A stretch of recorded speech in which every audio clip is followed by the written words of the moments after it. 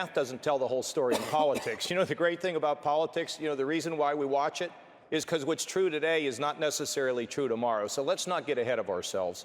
Secondly, look, when you went to school up there in Salem, Ohio, okay, if you got an 86, you got a B. Because everybody else had an 84 didn't mean you got an A.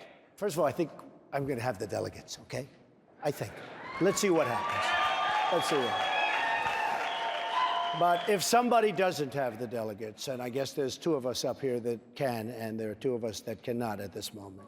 But if some, no, that's, by the way, that is not meant to be a criticism. That's just a mathematical fact, okay? If Marco, if the governor, if Ted had more votes than me in the form of delegates, I think whoever gets to that top position, as opposed to solving that artificial number that was set by somebody, which is a very random number, I think that whoever gets the most delegates should win. You know, there's some in Washington who are having fevered dreams of a brokered convention. They're unhappy with how the people are voting, and they want to parachute in their favored Washington candidate to be the nominee. I think that would be an absolute disaster.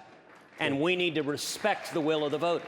Listen, everyone up here has worked very, very hard, but Donald is right. There are only two of us that have a path to winning the nomination, Donald and myself. At this point, I have roughly 360 delegates. He has about 100 more than I have. We have, at this point, beaten Donald in 8 separate states all over the country, geographically, from Maine to Alaska. You know, I listen and I watch Ted on television and when he speaks, and he's always saying, I'm the only one that beat Donald in 6 contests, and I beat him. But I beat him in 13 contests. He never mentions that.